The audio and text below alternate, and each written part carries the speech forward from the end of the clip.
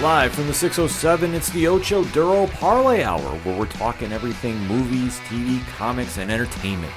Join in the conversation on social media with the hashtag ODPH, because here we go.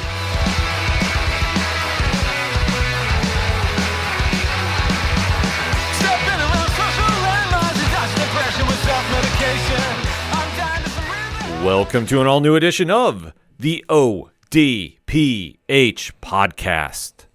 What is happening, everybody? Thank you so much for joining us this week. My name is Ken M. Joining me in studio, as always, you know him. He's the co-host. His name is Padawan J. Oh, let me talk to you. And boy, do we have a lot to talk about in the land of movies, TV, comics, and more. You are tuned in to the entertainment edition of the ODPH podcast, and there is a lot to discuss this week. So we will just say we will keep it very short and very sweet for anything and everything that is the ODPH podcast. You can find it all at odphpodcast.com, and remember on social media to use the hashtag ODPHpod. And if any of you out there know how to get us one of those Deadpool Xbox controllers, email us. Yeah. We need it. Why? Reasons. Just saying, folks. If you know, you know. Exactly. If you don't, Google it. Mm-hmm.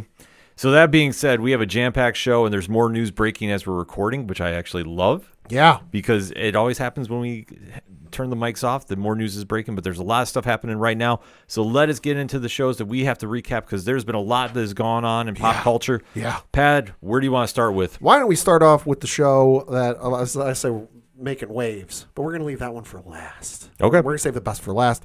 We're going to start with The Boys, Season 4, Episode 7, The Insider, of the second to last episode. Yeah, it's crazy to think that Season 4 has already flown by this quickly. I know. Good grief. But when you have such strong acting performances from Carl Urban and Anthony Starr and the rest of this loaded cast, bringing to life Garth Ennis and Derek Robertson, insane vision of superheroes and what is wrong with them, honestly. Yeah. When you start looking at them through real eyes instead of the facade that we all believe that superheroes are always the good guys. Mm-hmm.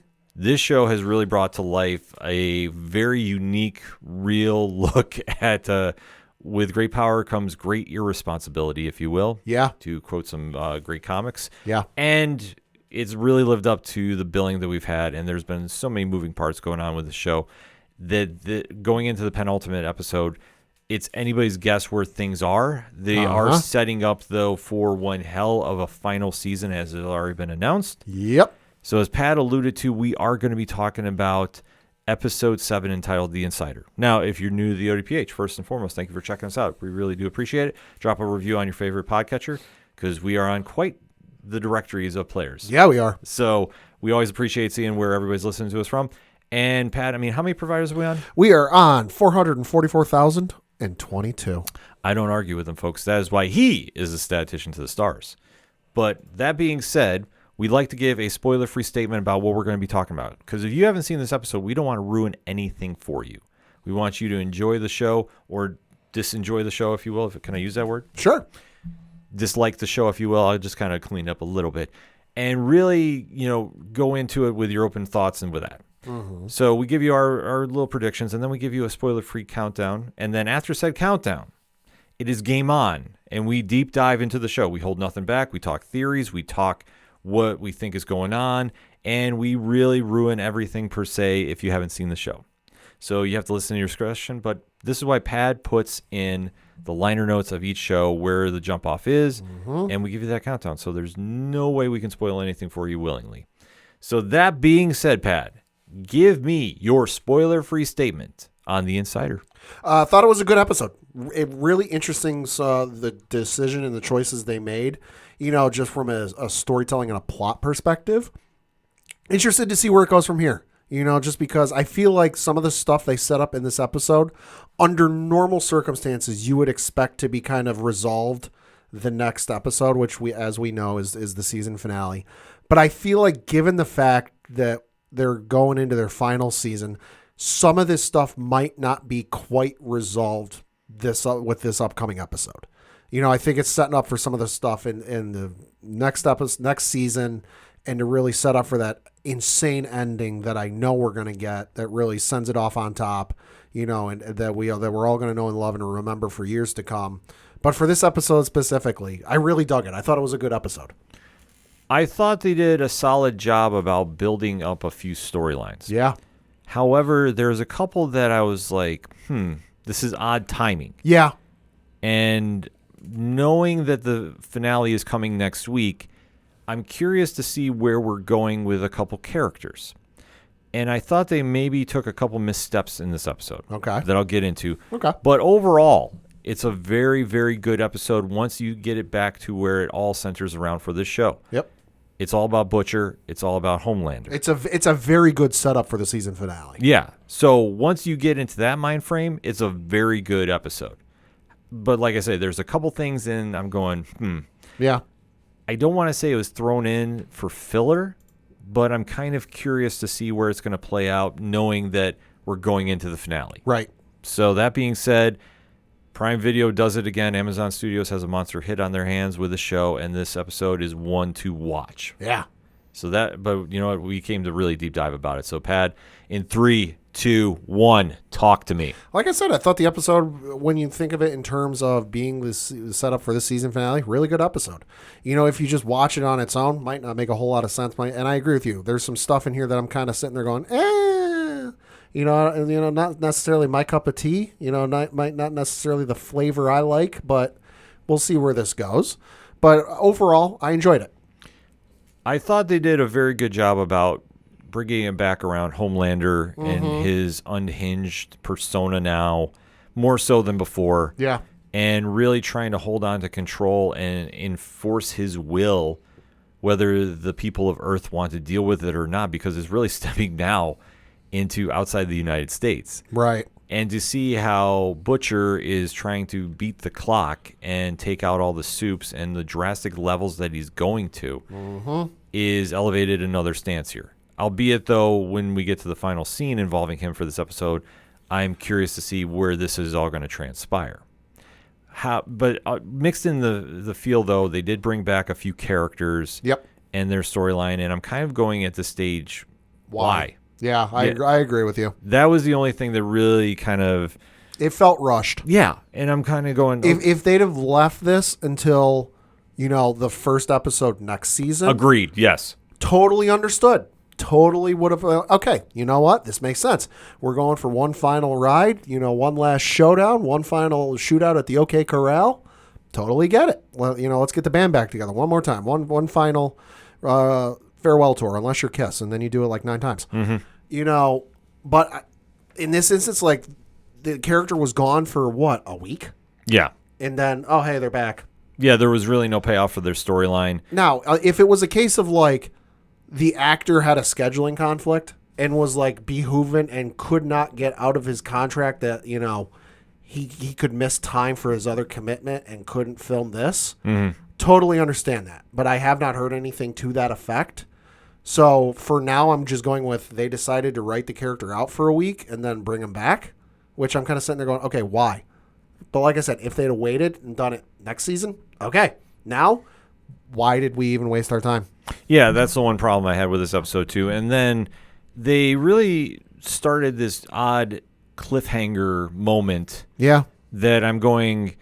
You're either telegraphing you're killing off one of the people involved with this. Well, at least a couple are going to die. Well, we know that, but I'm saying involving the... we know the title of the next the last episode of the season. Like, someone ain't going to make it out of there alive. Oh, no, completely. But I'm saying involving the two that are connected with the shapeshifter that we're going to be talking about. Right. It almost feels like something's telegraphed. Oh, yeah. And that's the only thing I was kind of like, oh, if we waited and did this at the beginning of next season, sure, would have came off a lot better. Sure. But they really wanted to get everybody their time and build in for this finale, and it all starts with Butcher once again, who bails Frenchie out of jail. So this is the character that obviously has been a little bit lost in the shuffle. Yeah. And it's nothing against Tomar Capone, who I think has done a great job. He's great. Yeah, portraying Frenchie. I just think his storyline is just out there right now. It's wash, rinse, repeat. Yeah. It's the same. He's got feelings for Kimiko. It's them developing the relationship. It's them, almost becoming a thing. It's giving me flashbacks of Clark and Lana from Smallville days. Where it's they're almost a thing. Oh, hey, this earth-shattering thing that will prevent them from being together gets in the way, and they can't be together because reasons. Yeah. And then they're going back and forth and back and forth, and it's just been the same thing that I'm like, okay, listen, they're fine actors and actresses. Like, I got no issue with that. They do a great job on screen with what they're given, but why are we just throwing this in the rinse cycle all over again? Yeah, that's the only thing, seeing this in really no payoff. The plate's clean. You don't need to wash it anymore. Exactly. So seeing this happen, I was kind of like, all right, I get it. Yeah. But I mean, I also get it from the perspective of like, okay, they need somebody to help work on, the counter-virus, the antivirus, whatever you want to call it, because their other guy ran out on them. And nobody else has the smarts or the capabilities to do this. Right. So trying to find somebody last minute, and we'll put it to you this way. You can't exactly go to Indeed and look up a potential job applicant. No, you can't. So you got to stick with what you know. Because with Butcher going all in about killing as many Supes as he can on the way out, and one in particular might be the breaking point for this group. Yeah. It's an interesting, complex situation that they've set up, but this is all involving Dr. Samir Shah, who Butcher has faked his death. Yep. To have him continue working on the virus that could kill Supes on this planet. Which we found out last episode. He did, but the issue is to get it to a strong enough dosage to take out Homelander would make it a basic biological weapon and kill every single Supe on the planet. And that includes Ryan. It includes Ryan. It includes Annie. Yeah, Annie. Yeah. So Huey too, probably, because he had powers at one point. At this stage, it's a factor that they're not really touching upon. But that's why I say it could be the end for the group in general, right? Because they know the Butcher is doing this, but they have not realized how broken Butcher is with the tumor that he now has because he dabbled in Gen V. Right. Well, and they find out about it in this episode, and he brings it up to them, and they're all like, "What the fuck? Like." Why? What is wrong with you? And he goes, listen, I'm not going through with it. That's why I'm telling you about this. I'm putting all my cards on the table here. He's actually, for once, trying to do the right thing by them. Well, that's the great portrayal by Butcher. Yeah. And Carl Urban has really stepped the game up about this. So they say his portrayal with Butcher has really shown how multi-layered his character is. That he understands what he wants to do, but he can't do it because at the end of the day, he actually cares about this team. Yep. And what they think, because he's really lost everything that he's known as a family. So what is also his condition is getting way worse. Because as now we know, he's seeing former friends, former lovers. He's hallucinating. Yeah, he's losing it because obviously the sickness has taken over and the tumor is growing. So he knows time is slipping out of his grasp. It is an interesting play, though, along with Mother's Milk, who's played by Laz Alonso. Yep. Who is now wanting to get out of this group. He's taking what the doctor said seriously. Yeah, because he had a panic attack. He thought it was a heart attack. Almost killed him. The stress is breaking him, so he is trying to leave and go back to his normal life. And he gives up the leadership role of the boys, which he took from Butcher, and rightfully so. Yeah. And he does have a weird acquaintance that is saying, no, you need to stay put. And that's A-Train, played by Jesse T. Usher. Yep. And their partnership, and I mean this with air quotations, has been one of the bright spots this season. I agree, 100%. Because A-Train really went from a character that, let's face it, was a little bit of a you-know-what bag. Exactly. To now being the insider to the Seven has really elevated his stock as a character and really given Usher a lot to work with. Well, yeah, because he went from somebody that, bought into what they were selling, really, going all in, put all his chips on the table with it. Yeah. But then, the next hand of poker got dealt, and he had a not so good hand and was kind of looking and taking a survey of what was going on around him and like, hey, listen, I've if we're still talking poker here, I've still got a pretty big, pot myself. I've still got a fair amount of winnings here. I need to cash out and get out because this is not getting any better. And he is not on board with what's going on and what's coming down the road. Oh, yeah. Because he's privy to all of them. While you've got the boys and you've got, Butcher and their crew basically having a rough idea of what's going on and having a rough idea of what's going to take place and where it's going to happen. A-Train knows everything. Mm-hmm. He knows who, he knows where, he knows when, and he is not comfortable with it. And his conscience is catching up with him. Well, I think there's been a breaking point in this group, and it's seeing Homelander lose it. Yeah. And I think that he's always been unhinged. We've known Did this. he ever have it to begin with? Well, I say no. Well, he was under control during the first 2 seasons. Sure. That he was doing whatever he wanted, but he was more under Vought's control. Sure. But now, as he eloquently puts it, he can do whatever the F he wants. Yep. And when he does one of the most heinous acts and kills somebody live in front of a mob and is getting cheered for it, that's the benefit of the doubt that he's been waiting for. That was the confirmation. Yeah, that I can literally do anything and the people will love me. So what does it matter? I have no responsibility. Yep. Except to me and what I want. And what I want is total control. I want to be a dictator. I want to stand there and have everybody fear me and let me go and do whatever I want and nobody can stop me. Yeah. And A-Train sees the problem with this, and that's why he's really had this, character development. And like I say, it really gave Usher something to sink his teeth into for this season, and it's been great. And it's also given Anthony Starr something to really elevate Homelander's character. Yeah. Because now he's on a mission to find out who's been the leak, because he knows that somebody is tipping off the boys. Well, because he killed like 3 people. At least in the previous episodes, trying to find this leak. And every time he killed somebody, all right, leak's taken care of, only to find out later in the episode or in the next episode, they're like, hey, by the way, leak's not contained. They had nothing to do with it. They had no clue. The one middle management girl who was getting interviewed by Homelander and Sage, was like she knew when she was in contact with somebody, but like she didn't pass anything on. She didn't give any information. But all Homelander hears is she was in contact with somebody, I think it was with the Starlighters.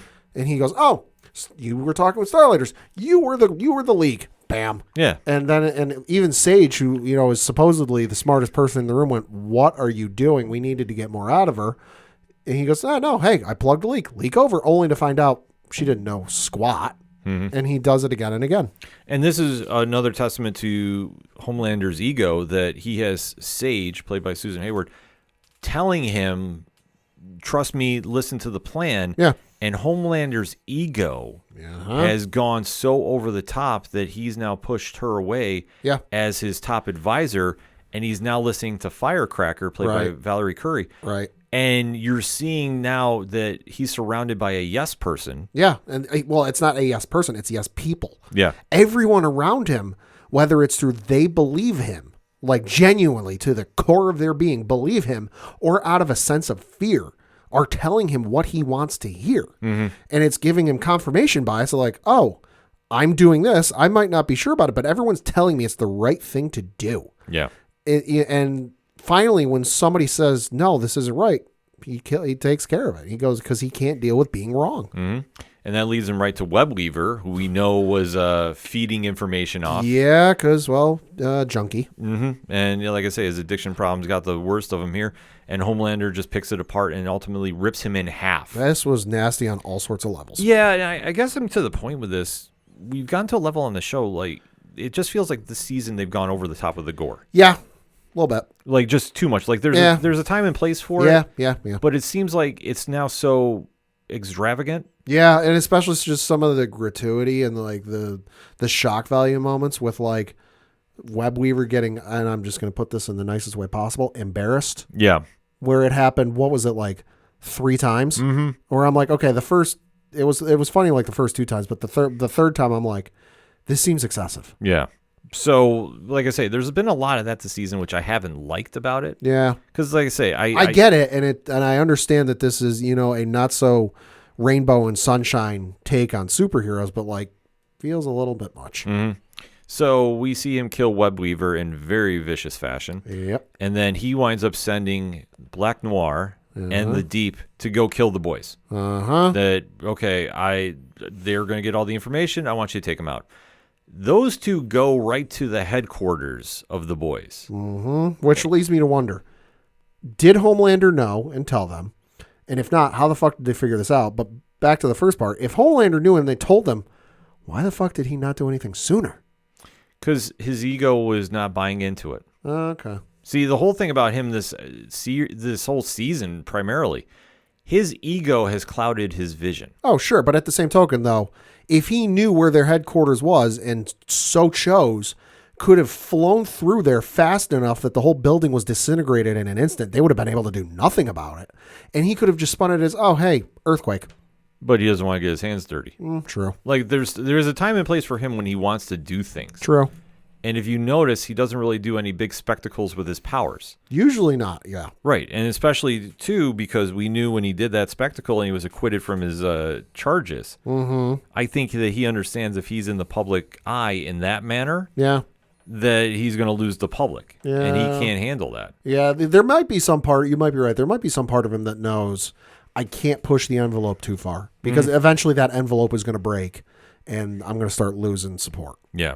So at this point, you see a crazy fight take place. This was awesome. Yeah, this is the highlight of the show. Shout out to the choreographers of this fight. Mm-hmm. And they really kind of laid into it.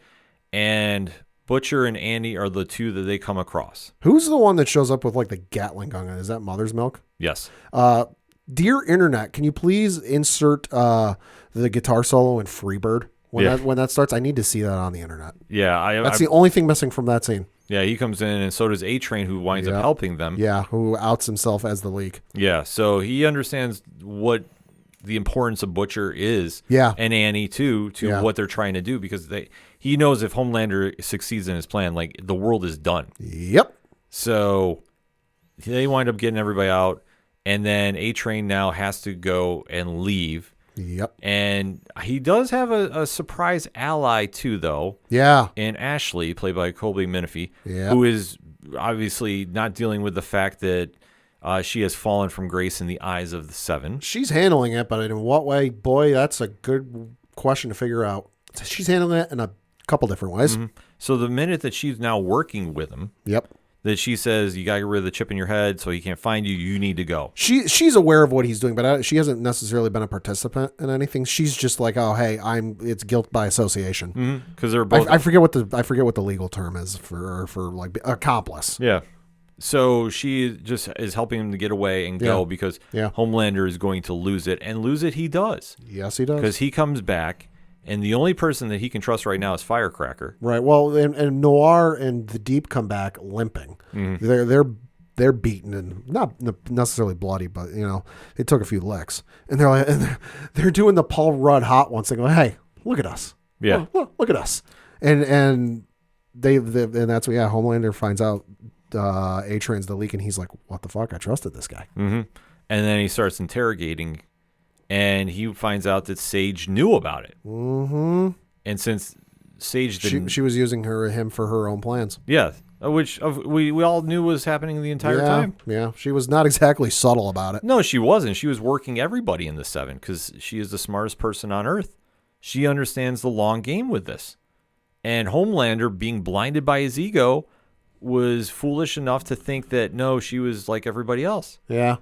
So the minute this happens, you're fired. He fires her from the Seven. Mm-hmm. I'm actually surprised he didn't try killing her.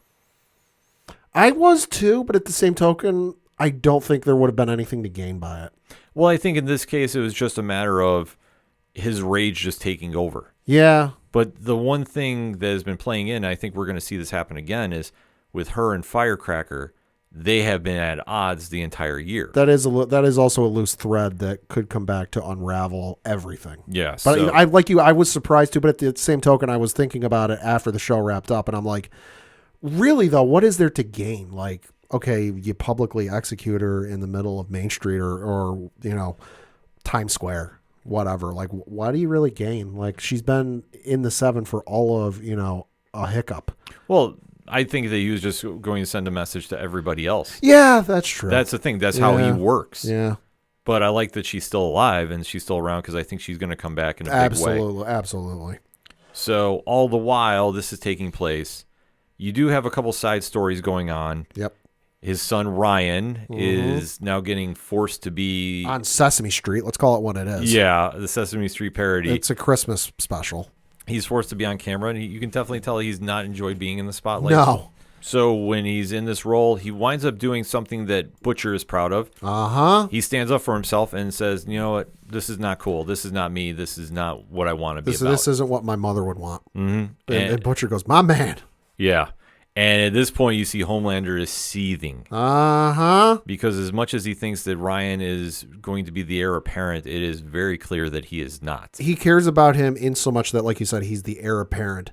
Past that, any parental feelings, he has none and gives no fucks, because there's one point in the episode before Ryan goes rogue, I guess we can say, where he's really having second thoughts and he's really not on board with everything. And I'm guessing off screen he reached out to Homelander and was like, hey, you know, I need a pep talk. Like I'm not having a good time. This sucks. And Homelander doesn't even have the decency to go see him, put a comforting arm around on his shoulder and say, hey, bud, you know, what's wrong? Let's go get some ice cream and talk it over, you know, a glass of milk or something like that. Like, he sends him basically a voicemail and is like, hey, sorry I can't be there. You know, buck up, kid, and grin and get through it. See you later. Yeah. It's like the most heartless thing I've ever heard a parental figure give a kid.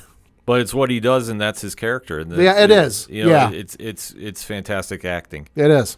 So when they do that storyline, it's a moment that still is enraging Homelander, but it also gives Butcher some false hope. Yeah.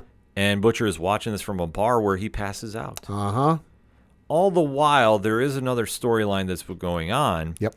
And that is the boys knew about a assassination plan on Singer, who is the president-elect. Yeah, who is the president-elect, to Victoria Newman, who is working with Homelander. Yep, because the idea is the president will get assassinated, and then the Victoria Newman, who is the vice president, will step in and become the president. She's a soup, so all of a sudden it is a very soup-friendly agenda. So it would take... and as we should note, with prior episodes that they've alluded to, but I don't think they've outright said anything, but President-elect Singer, not exactly pro-soup. No, not by any stretch. They haven't outright said it, but just if you've paid attention to the stuff that's been said at the meeting a couple episodes ago with all the bigwigs and all the rich people, some of the stuff in the news broadcasts, it's very anti-soup. Yes. So this is now a plan the boys are onto. They do find somebody that is allegedly going to be involved. Right. And it's a shapeshifter that is running away from them after giving some nonsense story. Ripping their face off all the while. Yeah, this has reminded me of Husk from the X-Men. Oh, yeah, okay. So like I say, I started getting Paige Guthrie vibes on this one. Yep. So we do see the boys lose the shapeshifter. And there's a throwaway moment that happens later where a fan comes up to talk to Annie and connects there. And then we go later in the episode and we have an intimate moment between Annie and Huey. Thank you. Intimate's one word for it. Yeah, oh, boy. Because as I was saying, I was just trying to find a nice... Don't watch with the kids in the room. Yeah, trying to find a nice PC way to say it. And while Huey is sleeping... Annie goes over to a safe, activates it, takes a vial of what, Pat? What was it, Compound V? Or it's possibly the virus. Yeah. One of the two. And leaves, and then we go to the end of the episode where Annie is shackled inside something out of the Saw franchise. I think it's the same room from earlier in the episode. Or it's something similar. It's something that looked very familiar, but she's now been impersonated and replaced by the shapeshifter, who now it's clear as day they're going to be the one that kills Singer or Newman and frames it on Annie. So they telegraph that a little bit too much. All the while with the virus, we did have the reconciliation of Frenchie and Kimiko. Yep. And they were planning on letting the scientist go. Yeah, they wanted to let Samir go. And they're like, hey, Frenchie's like, hey, Butcher's not exactly going to like that. And they're like, oh, who the fuck cares? And right as they're about to tell him, he stabs Kimiko in the leg with the virus. Turns out it's super effective. Yeah. Because Frenchie then has to saw her leg off so it doesn't spread past her leg and kill her. Going all Walking Dead. Uh-huh. So This is going to be a plot point going into next season. We'll see how this all shapes up. But this whole storyline, I mean, it kind of felt a little forced. Like I say, that with point. with the Kimiko stuff? Yeah. Yeah. Like I say, between that and then we're now having the shapeshifter, unless there's some big payoff with Annie. Mm-hmm. I thought they could have done that at the beginning of next season too. Like I think that would have had because now. Well, I mean, I think given the title of the final episode this season, they had to set that up. Well, yeah, now they do because it makes sense. But like I say, those are the only two storylines as the show wraps up there that I kind of was like, yeah, that was all right. I mean, the Frenchie Kimiko thing was really for me. The one with Annie getting replaced by a shapeshifter in the moment when the fan came up confused the fuck out of me. I was like, why did this happen? But then by the end of the episode, it made sense. I think given the title of next week's episode, which I mean, we've teased it enough already, we should just say it. It's titled Assassination Run. So I think given what happened in this episode, you have an idea what's going to happen. Made sense why I know it was confusing, and I know some people, yourself included, felt it might have been forced. Given the fact that next week's episode is literally titled Assassination Run, kind of makes sense in that instance. Well, there's a couple different ways they can go with it, but I think the shapeshifter is going to be involved. Oh, yeah, absolutely. And we know some people are going to be getting killed off. Yep. It's the boys, so it has to happen. I think there's a lot of different directions they've now opened, and it just depends on how big they want to go for that finale. And the boys always do, but they always leave a good cliffhanger. Yes, they do. So it depends on how they want to go about this to really exemplify what they want to do for the final season. I'm fully thinking Newman is going to get killed off, and it's not going to be Singer. Maybe. I just think they'll throw that curveball in, especially when Huey was trying to have the talk with her. I think it could possibly be Singer and Newman are killed, but although not deliberately so. And I think that you might see another member of the Seven go. Okay. I'm just not sure who. I mean, it could be A-Train. It would make sense. I think he's done with the show at this point. Right. Because he left town and was not seen. So given the fact that he knows he's public enemy number one or number whatever with Homelander, there's no way he's popping his head up in public ever again. Right. But I think now that the virus is in play, you're going to see something happen. Could be. And just to what degree is very unknown, and especially with Butcher and his condition, because now that he's passed out on some bar. Yeah. Who finds him? Yeah, that's true. What happens there? There's a lot of elements going on, and it's going to be one heck of a finale to watch. Final thoughts, Pat? Love the episode. Thought it was in terms of being a good setup for the season finale because this episode is going to be nuts. It's going to be insane. And it's going to suck because we know we're getting another season. We don't know when. So, but I'm willing to bet it's not going to be this year because I don't think they filmed both back to back. So it's going to be a little bit of a wait. That's going to suck, but it's going to be an incredible finale. This episode did what it needed to do and push the major storylines. There was a couple extra ones thrown in that I personally was like, all right, I get it. Not really in love with. But for getting to where we need to go, I fully think they did the right things with Butcher's storyline and Homelander's. And Butcher, getting the title role of the leader of the boys back, that is the tipping point that is going to lead into where we are going for season 5.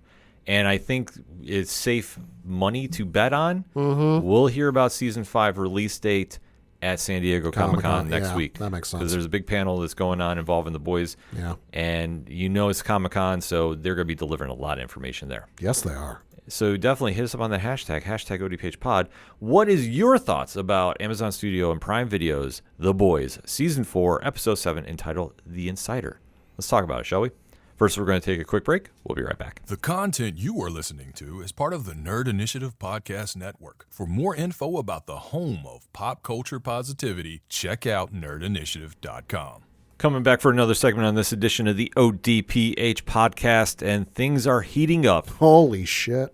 In the Game of Thrones prequel, literally known as House of the Dragon. Season 2 has really picked up the pace and given a lot of different storylines a big spotlight. And where we're heading now, Pad, is the road to war. And with 3 episodes left, there's going to be a lot to process. There'll be a lot of hell to pay, that's for sure. Because the body count is rising between House Hightower and House Targaryen. And there's so many families now getting involved. That's why I have to pause a little bit because it's a lot of families. It's going to be, it's a battle for the throne. So there's going to be a lot of houses involved. And who will be the one sitting on the top prize at the end of the day is what we come here to see. So like the first segment, we're going to give you our spoiler-free statement on events and then go deep diving after that countdown. So Pat, episode 5 entitled Regent. I thought it was a good episode. After last week's episode and kind of the insanity with that, I had a little bit of high expectations, and it came close to meeting and exceeding those expectations. Didn't quite get there, though, but overall, good episode. I thought they delivered on a few things. We needed to know about what was going to happen on with the fallen royalty from the previous episode. And how is this all going to translate into the rising war? And we did get a lot of answers there and a few question marks lingering around. So I thought it did a good job to give a little pause before going into the final 3 episodes because I'm fully expecting by episode 7 it's going to be the full-out battle to end all battles. Well, we know how the Game of Thrones universe usually operates. You get to that second to last episode in the season, and the hits the fan. Yes. So thought it was very, very good for what it was. I don't like saying the word filler, but it moved some certain storylines along, and that's what we needed here. And that little pause in the action, I think, really elevated some things. And, of course, what can you say? Matt Smith is still the MVP of this show. By far and away. Yes. So that being said, Pat, 3, 2, 1. Talk to me. Good episode. It wasn't necessarily the best one of the season. Wasn't necessarily the worst, but it was good. Interesting the way they kind of set things up and they move the pieces around because we know we're building the war. We know it's inevitable. We know it's coming at some point here and invariably. And obviously you had to move some chess pieces before one person can claim checkmate. So we'll see where it goes. But for this episode, it was good. I thought they did a lot of good things in moving, like you touched upon, moving key players into position because everybody wants to be sitting on top of the throne. Of course. And how this show works best is maneuvering the alliances and plotting and do more strategic work behind the scenes. And I thought this episode really did a good job about it. And they also answered one thing that we were waiting to see, and that was the future King Aegon. Yeah. And we did get that answer. So I thought we had a lot to build with, and I thought that it did what it needed to do. Like I said, it wasn't a wow episode for me, and I apologize if my tone is not conveying like it's a good episode because it is. Yeah. I just thought it was like... We had a lot of expectations given how the last one ended, and was expecting kind of some crazy fallout. And we got it, but it wasn't necessarily as crazy as we thought it would be. Right. Because as this episode kicks off, Rhaenyra has died because the worst one of everybody on the show, Aemond and his dragon, took out everybody in a battle that I think was more of a statement win than anything. Yeah. Because when they went to Rook's Rest, it's not exactly a key pivotal place, so to speak. It's not the biggest takeover they could do. It's not exactly Normandy in World War II. Right. But I think Aemond, who had been embarrassed for what has been going on and where he was caught by King Aegon, really wanted to say, I am a force to be reckoned with. The throne should be mine. Because everyone's doubting him. So taking out Rhaenyra, it was a big deal. And we see a lot of people that were close to her mourning. Yeah. And we see that House Hightower is taking a victory lap with this. Very much so. Holy hell. And not that I thought that Sir Christian could not get any worse. Was this his idea? There's part of me that thinks it is. And Fabian Franco, who plays Sir Christian Cole, is finding more ways to just have that smugness. I appreciate the moxie. Pour out. Yeah, like I say, I'm not mad about it. No. But the fact that he comes running through King's Landing. Not even running, prancing. Yeah. He's like a fucking pompadour. Or something, just its tail sticking up in the air like, yo, look at this guy. Yeah. Look at what we did. Yeah, because he comes in with Rhaenyra's fallen dragon's head. Just the head. Parading through town. And it is wild. And it's basically like riding through with a herald at the front. It's one of the soldiers, on horseback. Like feast your eyes upon, the fallen dragon, mysteries, whatever it's called. Mm-hmm. Like all, melees, and goes, look at the fallen dragon melees, and the dragon of the traitor, and everyone's shocked because, as they said in the after credits, behind the scenes look at the show, at this point, dragons are like gods to these people. That like you cannot kill a dragon, and that if you do, it's a sign of the end times. Mm-hmm. And here they are in their present day, standing in the middle of town, or in the middle of King's Landing, I should say, and a dragon is dead. Yeah. Which to them is going, oh, this isn't good. No, it was not good. And boy, that sent a message. And then we do find out that Aegon has somehow survived. Luck, dumb luck, I guess. Yeah. Yeah. Meanwhile, his dragon is feared dead. Yeah. Or near death. I mean, I think it was just pretty much, it's gone. Yeah. And obviously losing a dragon when you're going to war at this stage is not exactly the best look for the house. Yeah. But this is kind of the play that they're doing. Well, the other thing too is Aegon is fucking cooked to a crisp. Oh yeah, this was slightly disgusting. There was no way he should have been alive. And I will say, compliments to the makeup crew. Dragon fire, which is extremely hot, mixed with metal, not a good combination if you have skin. Yeah, all I'm gonna say. No, like I said, Ew. The makeup job that was done on Aegon. He's unconscious. He's laying in bed. And his mother comes up and goes, "Oh, is he going to make it?" And they give the most frank, response to the queen, or whatever her job title is, queen mother, whatever it is, that I can possibly think of. We don't know. Yeah, come back to us later and we'll let you know. Like I say, it's phenomenal work. Like I said, Tom Glencarney, who plays Aegon, he turned into somebody we all love to hate. Yeah, and then Aemon said, "Nope, hold my beer." Or hold my mead, and came in, and Ewan Mitchell has just done such a job now stealing the throne away from Queen Alicent Hightower, played by Olivia Cook, because her train of thought is like, hey, I'm the queen, I'm his mother, I have experience in this, I am very qualified, and they're like, no, that's not how this works. Nope, that's not protocol. Their protocol is they say, nope, you have to be a male to be the head, and you need to also have a dragon. Mm-hmm. You have neither, or you are neither, and you have neither. Yep. Which, I mean, is just foolish. Yeah. But you know what? That's why most of these houses fail for having bullshit rules. This is true. Just saying. So we do see Aemon decides to say, nope, I'm going to set up shop. And we're shutting down the gates. Yep. Because he gets told by the small council that because of the blockade going on in the seaport, that food's real scarce. People aren't exactly eating all that well. It's basically, I think they showed at one point in this episode, it's basically slop. Mm-hmm. Like you see in a movie, in a jailhouse scene. And they're not happy. So they're like, hey, we're going to take our business. We're going to go elsewhere. So King's Landing is just losing people at an astounding rate. And he goes, fine. They don't like it. We'll shut the gates. Yeah. So he is showing about how much of a cold dictator he's going to be. And even they don't say anything, but the small council almost voices protest like that's not a good idea. He doesn't care. No. He's like, nah, do it anyway. No, he does not care at all.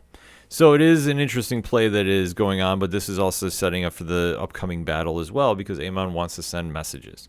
Meanwhile, there wasn't really a lot from Matt Smith, but the trippiness that he is doing and continues. Yeah, is just staggering out more and more. Yeah. And it really is now driven him to say, even in his madness, that he wants to be king.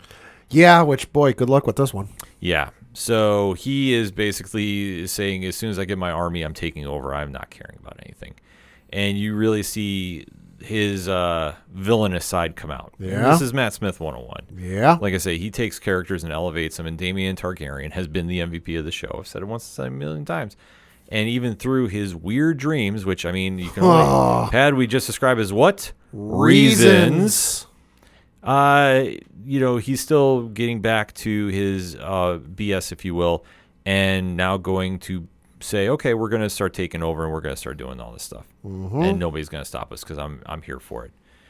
All the while, Rhaenyra is, trying to send some spies out to see what's going on. She's just trying to get a firm footing. Yeah, because obviously they're losing one of her top advisors. Yep. Is soul crushing. Well, and plus, Daemon going behind her back, killing the kid, and then that kicking off things, going to King's Landing, having the meeting that basically went nowhere, didn't accomplish anything out of that, and then you lose Rhaenys' death, and then you lose Rhaenys and her dragon, which remember what happened with her at the end of last season? Pretty good person to have in your corner. She's just like it's body blow after body blow after body blow if we're talking boxing, and she just needs to recover. She's like, I need to get back on the upper hand with this. Yeah. So there's a lot happening there. But it really centers back around Damien. And his insanity. Yeah, because, Pat, what does he decide to do? What was he? He decides to sick somebody on something. He tells the Blackwoods to go to the Brackens, basically their next door neighbors, Hatfields and McCoys, and goes, go ravage them. Take everything and force them to your will. Yeah. So he's now thrown down his gauntlet, his own personal one. He's just starting shit for the sake of starting shit. Yeah, because he's now losing his mind. He's the kid who is walking down the street, sees a hornet's nest up in the tree that is bothering no one, is doing absolutely nothing, but he throws a rock at it and knocks it out of the tree. Why? Because he can. Yeah. And it's causing some criticism from some of his closest advisors here. Yeah. If you can call Alice one. Yeah. Which, that's still been a weird relationship. Listen, he gets visited in the middle of the night, I think at some point in this episode, and he's basically like, why are they doing this? What is going on? Why are they bothering me? It's the middle of the night. I'm the king. And I'm like, dude, have you seen what you've been doing the last 24 hours? Yeah. None of this is normal. No. And so they call him out on it, and he's like, tough. He's like, yeah, and? Is that supposed to be my problem? Yeah, like, do you think I care? Yeah. Like, and the fact that he's now turning the people against him, this is now being a mirror image to Aegon and Aemon. He's becoming the Mad King before the Mad King was actually born. Yeah. So it's crazy to see what they're doing, but this plays out to, how he's losing his mind, and that's something we've seen. He's losing his grip on reality. Yeah, from when he went to that haunted castle, and he's never recovered. Yep. And then things just kind of tie up a little nicely with Rhaenyra, and more or less is now plotting her revenge tour because she wants to take out Aemon's dragon, Vagar. Forgot there's so many names involved. There's here. a lot of names. There's a lot of dragons. Yeah, and she's now having, a very guilty conscience for allowing Rhaenyra to go, and she wants to go step up and take care of this. Yeah. And I don't know if that's exactly what they want to be doing. Right. And then pretty much that sums it up. What do you think of the plan Jace comes up with at the end of the Rhaenyra's kid?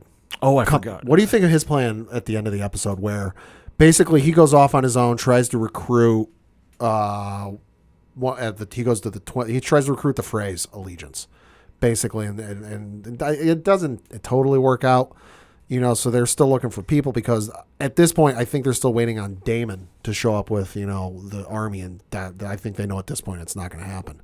What do you think of his plan though, where basically he says, hey, we're at our home, we've got the entire family history here going all the way back, why don't we look at the family tree, look for other, because they need dragons. Dragons are going to be what wins or loses this war.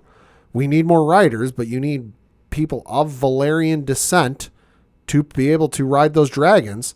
Why don't we look through our family tree and see if we can find some folks who are of Valyrian descent, but they're not necessarily a Targaryen, but they still have that, I guess, gene, for lack of a better term. What do you think of that? I think that was a smart play. It's a bold strategy. It's a bold move, though. We'll see if it plays out for him. Because usually the family that's there, that's the ones that they like to keep very close to the vest. And letting outsiders in and then saying, hey, we're doing this so we can rule a kingdom. Yeah. That usually causes problems. Well, and plus we saw with the preview for next week's episode, doesn't exactly look like it's a surefire thing.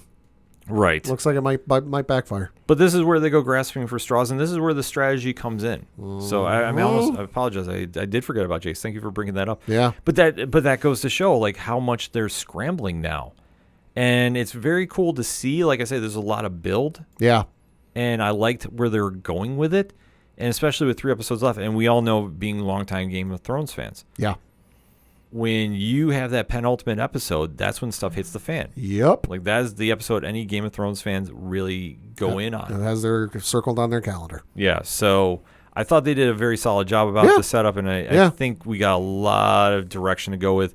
And if Aegon wakes up and rides a dragon into this mess, I'm just going to be like, okay. I'm expecting him by probably the end of the season to be dead by mysterious circumstances. Yeah, I have to agree with you. I don't think he's making it. No. Final thoughts, Pat? Good episode, good setup for the final couple episodes. You know, not necessarily the most action-packed episode, but it was still good. Yeah, I have to agree with you. I mean, this is a lot of setup, but they did move things in the right direction, and we'll have to kind of see where everything plays out. So in the meantime, hit us up on that hashtag ODPHpod. What is your thoughts about the latest episode of House of the Dragon titled Regent? Did you love it? Did you hate it? What do you think is going to be happening in that penultimate episode? We have to start talking about it, fans. So let's get into that discussion, but we're going to take a quick break. We'll be right back. Do you like comic books? What about movies and TV shows? Well, we may be the show for you. We're Hops Geek News, a weekly podcast that discusses comics, movies, and TV shows while featuring a beer of the week. Every week we chat about what we messed up on the week before, and then we dive into what we're reading and watching, as well as some news. We then wrap it up with a geek-themed topic of the week. You can find us anywhere you listen to podcasts by searching Hops Geek News. Cheers. Back again for another segment on this edition of the ODPH podcast. And Pad, we have reached the end of the journey for now. Uh-huh. One of the most polarizing shows on television has reached the end of its first season. Yes. Will it be back for a second one? Time will tell. That is the question. My early prediction, I know D23 is coming up. Listen for then. Pad, what are we going to be breaking down? We are going to be talking about the final episode in season 1 of The Acolyte, entitled, well, The Acolyte. Yes, the Disney Plus / Star Wars live action show dating back to the High Republic era of Star Wars, which is new territory for the pop culture audience, has been met with a lot of mixed reviews. Oh, yeah. And I think a lot of it is to be with the fear of the unknown. Because as we've touched upon, this is the first time we've gone into High Republic time. On screen, yes. Yes. But Mandela Stenberg, who's played Osha and May, the twins surrounding the controversy of the assassin who's going around taking out some Jedis for mysterious reasons, has now led into a showdown of epic proportions because of a little bit of switcheroo. One that was training to be a Sith is now with Master Soul, played by Li Zhangzhe, and Osha, who was the reluctant pupil of Soul, has now been under the tutelage of Quimir, yep. Quimir, played by Manny Jacinto. So that being said, a lot of moving parts are going into this finale. There's a lot of puppetry going on here. So we definitely have to go dive into it. So Pad, spoiler-free statement time on the finale. Good episode. Felt it could have been a little bit longer, and it would have improved it a lot. I know it was 45, 46 minutes, 40 if you take out the 5-6 minutes for credits and all the stuff at the end. But I feel like it really could have used a couple more minutes. It was good. The action sequences were really good. You know, some of the stuff with the plot and setting it up for a potential second season really had me interested. And boy, there's one moment in this that I had my jaw on the floor. And I know I had a lot of Star Wars fans' jaws on the floor because, whoa boy. But in terms of the episode itself, it was good. You know, it was solid. It didn't necessarily blow, there were moments that blew me away. But I didn't get to the end of it going, holy cow, that was, the best episode of the season. There were better. But it was still a very good episode. I have to agree with you. This needed to be longer. A little bit longer, yeah. Go a solid hour. I'll make this a bold statement here, too. I think that if you got rid of choice, okay, the last week's episode, yep, didn't do it and made this into a two-parter, sure, it would have been a way better finale. Yes. Completely. Agreed. I think that they really were time constrained for whatever reason. Which makes no sense because it's not traditional broadcast television. Exactly. You can do as long as you need. Exactly. I don't understand that because I felt that they rushed a lot of things here. Agreed. And I think that if you let the story expand and gave it the time to grow, yeah, you would have won over more fans. I feel this is a good episode and a good finale. Yep. It could have been great, Yeah. but a lot was left on the floor. Like we talk about leaving money on the table. I think a lot of money was left on the table. Absolutely. And I understand that if they're trying to go for season 2, sure. Which I think D23, the Disney convention's coming up. That'd be my money bet on when we're going to hear about it if they do season 2. Oh, agreed. I fully think we are going to hear it. But if that's the reason that this was cut short, I think they just misfired. And without giving spoilers, based on the way this ends, there's no way they can't do a season 2 and just kick the story into a novel or a comic. Oh, completely. I got nothing against the comics or the novels, but just given the severity and the implications of this episode, you cannot, punt, to use football terms, punt this story into a novel or a comic. You just can't. No, I fully agree with you on that. It worked in certain instances. I know there was the unused Clone Wars scripts they turned into one of the novels with Asajj Ventress and I forget the other Jedi's name. Like, it worked in that instance, but this, no, there's no way. No, absolutely not. So there's a lot to break down with this, and there isn't, I guess, in certain degrees. Yeah. But let's get into it, Pad. So in 3, 2, 1, talk to me. This episode, like I said, had some shocking moments and had some moments I didn't think we'd necessarily see on television. Had some first appearances in more than one aspect. And those moments really stood out to me as the highlights of this episode, but overall it was solid. It didn't blow me away. It didn't go, that was phenomenal television. I was glad I watched it. I was excited to watch it, but it didn't sit there leaving me going, I need to rewatch this series immediately. Now that I see the full story, now that I know everything from start to finish, like I'll get to it at some point. I'm sure I'll watch it, on a weekend or something where I got not much going on. But in terms of, did it blow me away? Not really, but it was still solid. It served its purpose. Yeah.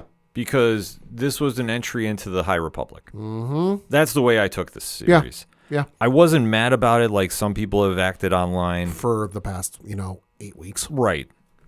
I thought this is a new avenue to go to. Yeah. I think there's been certain times in the story that it fell off, and I think there's certain times it was really, really good. Yeah, and it's kind of astounding to watch. For as much as people moaned and groaned, they're like, oh, we focus on the Skywalkers too much. It's all about the Skywalkers too much. You finally got something that wasn't Skywalker in any way, shape, or form. And you still complained. Exactly. You can't please everybody. Nobody hates Star Wars more than Star Wars fans. Facts. Yep. Can't lie about that. So I think when we get going on this episode, there was a lot of stuff they left behind and a lot of stuff that they could have done better with.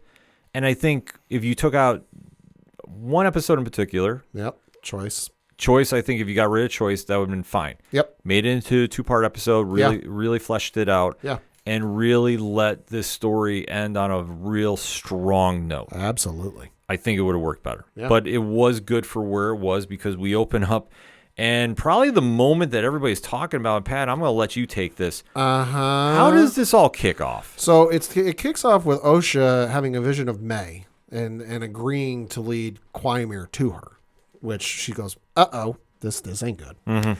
So Osha basically tells Quaimir what's going on, and they go to leave and take care of it. But they're not the only person there. There is somebody else watching in the background. Now, admittedly, I didn't look at the credits to see if this person was listed, but hey, I figured out who it was pretty quickly. Star Wars fans figured out who it was pretty quickly. And at this point, you can't tell me otherwise. This is who it is because the timeline works out perfectly. But the person watching in the background at this point is none other than Darth Plagueis. If the name rings a bell, he was the Sith Lord that Palpatine mentioned in Revenge of the Sith, where he was looking for more immortality. He got it. He killed his master, and then he tried to teach it to his apprentice, and blah, blah, blah, blah, blah. It was Sidious's master. He's the one that, Plagueis allegedly discovered eternal life, wanted to, and figured out a way to live forever, and then his apprentice killed him. Killed him in his sleep. He's a Mun who, if the name of the species doesn't ring a bell, remember in Revenge of the Sith when Obi-Wan goes after Grievous and he goes to the planet and the people are there are like, hey, what are you doing here? Oh, he goes, I'm here looking for General Grievous. And they go, oh, well, he's not here, but, hey, you're more than welcome to use our system. He looks like them. Yeah. So if you pull up the image that is all over the internet today and then you look up an image, because I know there's a couple people who did side-by-side photos. Mm-hmm. They look the same. Yeah. It's Darth Plagueis. So it's the first time we've seen him on screen, because by the time Phantom Menace rolls around, he's dead. Yeah. He's gone. Sidious has killed him and, ascended to the mantle of Dark Lord of the Sith. But holy shit. No, it was a great Easter egg they put in. Yeah. And yeah, you can't tell me otherwise too. I fully think that's him. So we do get that very cool moment, and then everything kind of separates a little bit because Sol goes with May to Brendok, and they're joined by Quymir and Osha. In the ruins of the Fortress of the Witches. So we're back to where it all began. Of course. And Sol is trying to tip off the Jedi about what's going on. Without being exactly overt. Yeah.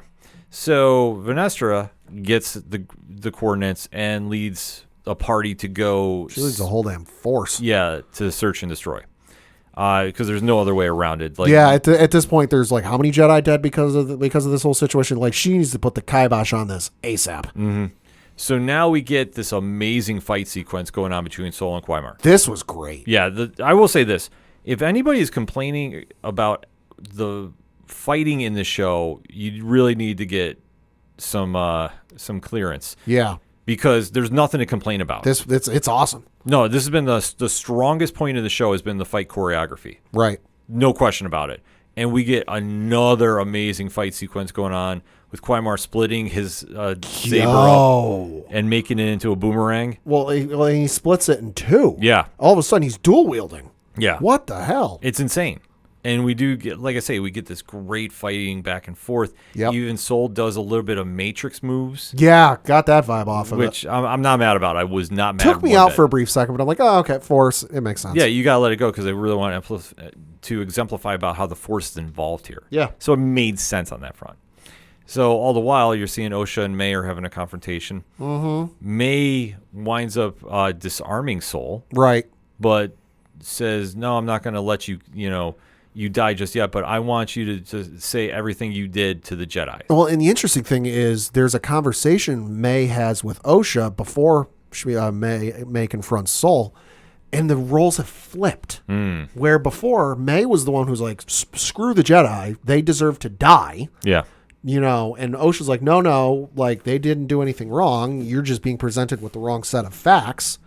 The roles have now flipped because May's the one telling Osha, like, hey, you're being lied to. Like, you're not getting the right set of facts. Sol has been lying to you the entire time. And Osha's angry. They're like, no, this isn't what's true.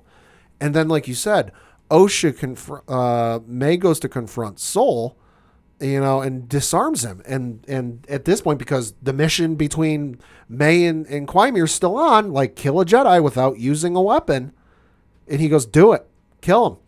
And she pauses and goes, no, I'm going to let him get taken back to the Jedi Council and go to the High Council and let him face his crimes. Mm-hmm.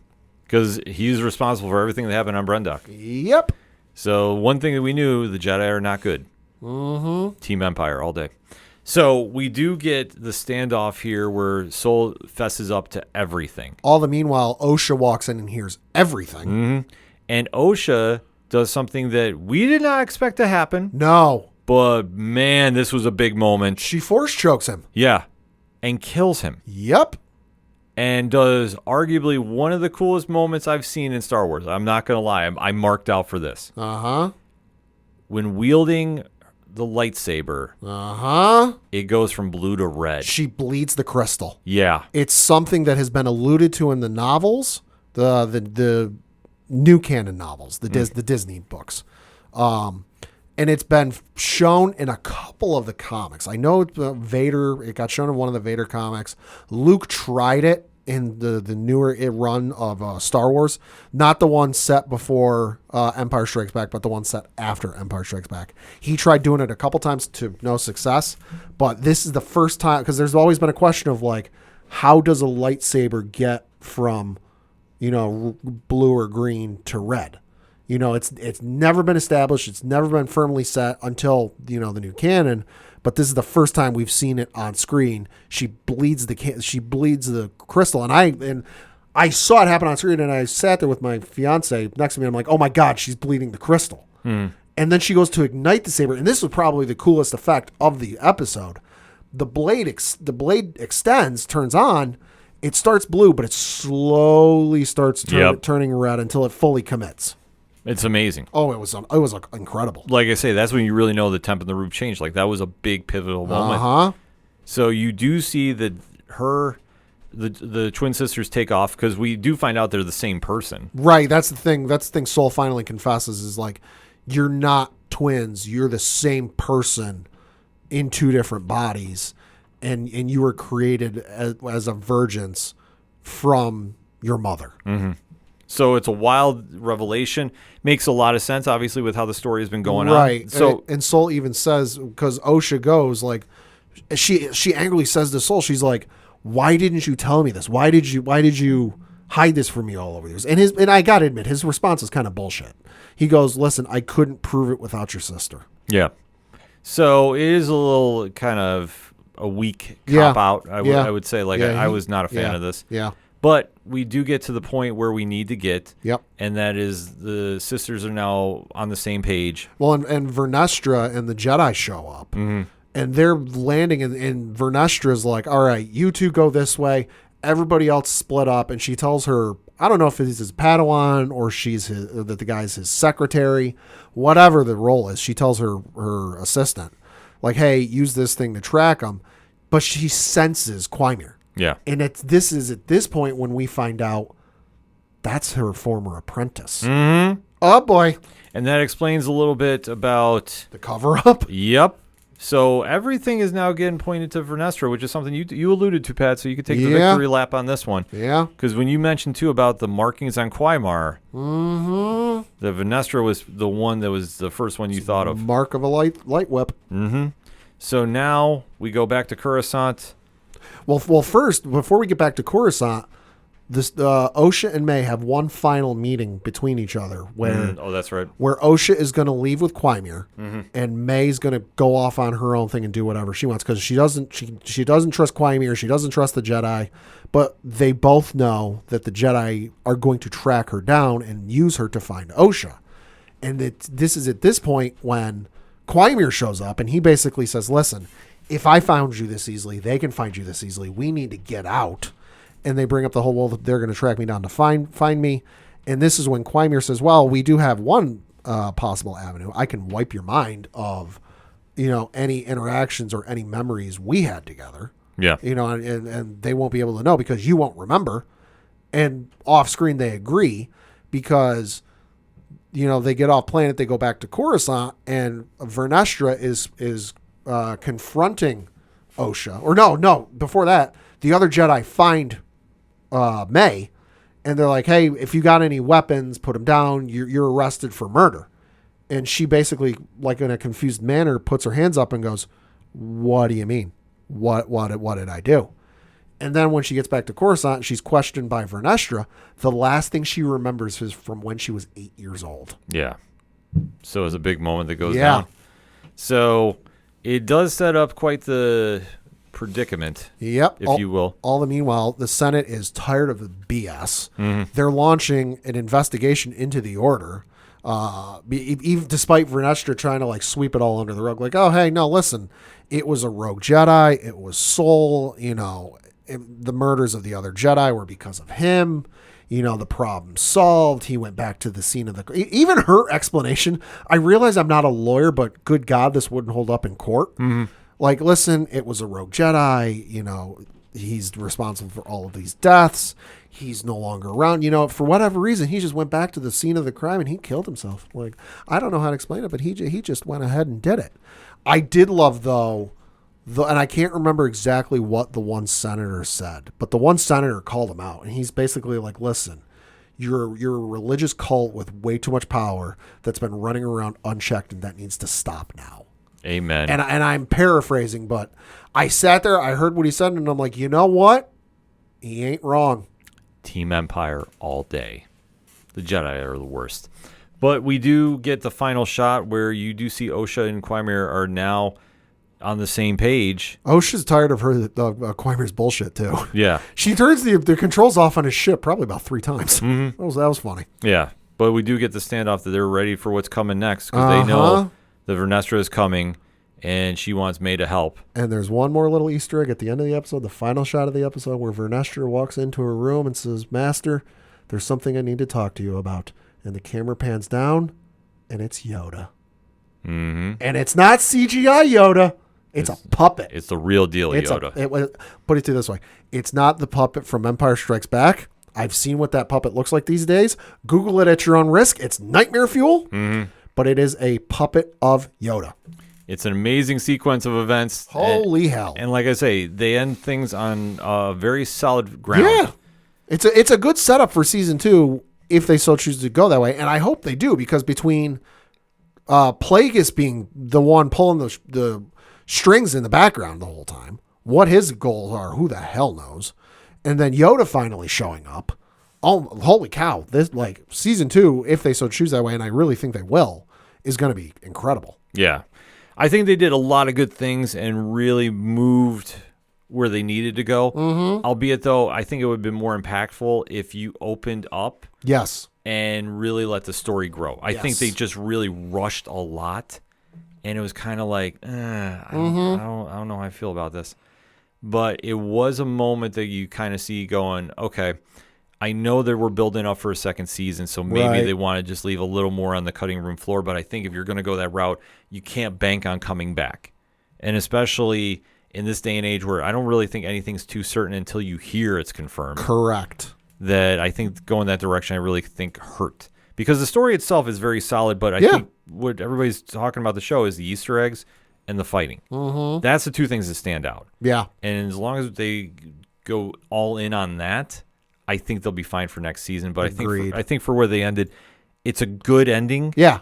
It's a solid landing. Yeah, but it's not like, whoa. Yeah, it's not like Luke Skywalker showing up at the end of Mandalorian season 2. Yeah, it's not. It's not going to blow your socks off. It's not going to be the moment everyone's talking about for the next 6 months. Right.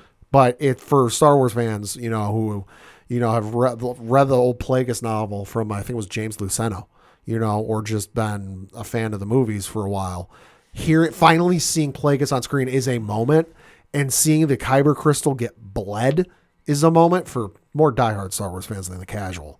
But still, it had its moments, and it was a solid landing, but it's not going to be like in, say, the top 10 episodes of Star Wars TV ever. Yeah. But there's going to be a lot of online talk, especially leading into D23. Yeah. But we can definitely have those conversations ahead of time. Pat, final thoughts on this? Good episode and good season. I really do hope they come back for a second season, because I feel like there's more to it. We're 100+ years before the events of Phantom Menace. A lot can happen in those times. We could come back for a couple seasons and do a time jump, and we're seeing a young Palpatine. Mm-hmm. Who knows what we could see? There's a lot of potential. There's a lot of potential, and like we say, there's a lot of time to grow, especially going into D23. The conversations are going to start heating up. Yeah. So let's talk about it, shall we? Hit us up on that hashtag ODPH pod. What is your thoughts about the season finale of The Acolyte? Note I said season, not series. I fully think we're coming back for a season 2. I thought it ended on a very solid ground moment, but I think there's a lot of room they could have grown and done a little better job with. But that's just my opinion. We want to hear yours. Hit us up. Let us know. We're going to take our final break. We'll be right back. Hey, this is Scott Snyder, and you better listen to the ODPH podcast, or I'm coming for you, and Batman is coming for you. Coming back for the final segment on the entertainment edition of the ODPH podcast. Pad, what you got? Got a couple things to talk about, the first of which is the breaking news we alluded to. And this is according to an article from Deadline.com, and that is the Russo brothers, Anthony and Joe, are going to make their return to Marvel, specifically the upcoming Avengers sequels. About time. So, reading from the article on Deadline.com, it reads, and I quote, as they get put the final touches on their big Hall H presentation for next week's Comic-Con, Marvel Studios looks to have already made plans to bring back its all-time grossing directing duo in a big way. Sources tell Deadline. Joe and Anthony Russo are being brought into the fold at Marvel studios on various fronts, with one of their first big priorities being the upcoming Avengers sequels at the studio.